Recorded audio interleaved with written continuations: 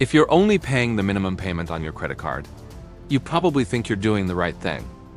You're not missing payments. You're staying on track.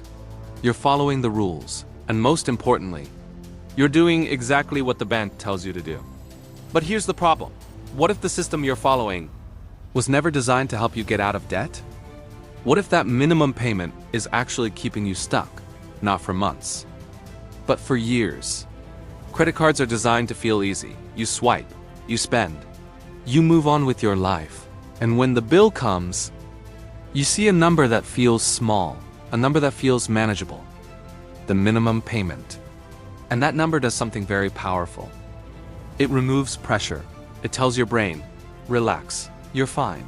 So you pay it, month after month, and everything feels under control. But here's what most people don't realize. That small number is not helping you escape debt. It's helping you stay in it. Let's slow this down and look at the numbers. Imagine you owe $5,000 on your credit card. Not a crazy number. For many people, that's normal. Now your minimum payment might be around $100 to $150 per month. That doesn't sound scary. In fact, it sounds manageable. But here's where things start to change. Because when you only pay the minimum, most of that money doesn't go toward your debt, it goes toward interest, which means your actual balance barely moves. And because of that, you stay in debt longer. Much longer.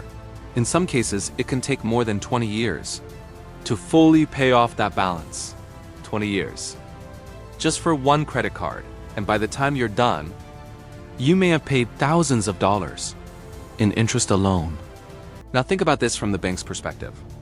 If you paid off your balance quickly, they would make less money. But if you stay in debt longer, they earn more, a lot more. Because interest doesn't stop. It keeps running every single day.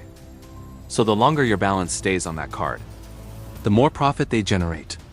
And that's why minimum payments exist, not to help you, but to slow you down, because the slower you move, the longer they earn. So why do people fall into this trap so easily? Because it doesn't feel like a trap. There's no warning, no alarm, no big red sign, just a small number on your statement. And that number feels safe. It feels controlled. It feels like progress. But it's not real progress. Because if most of your payment goes to interest, your debt isn't really shrinking. It's just slowly moving in circles. The good news is this trap is not permanent. You can break it. And it starts with one simple change. Stop thinking about the minimum. Start thinking about progress. Even small extra payments can make a huge difference. Paying just a little more each month can cut years off your debt. Years. And the faster you reduce your balance, the less interest you pay. And the more control you take back. Minimum payments make debt feel comfortable. But comfort can be dangerous, because while everything feels fine, time is working against you. Interest is building. And the cycle continues, but once you see it, you can't unsee it. And that's the moment everything starts to change.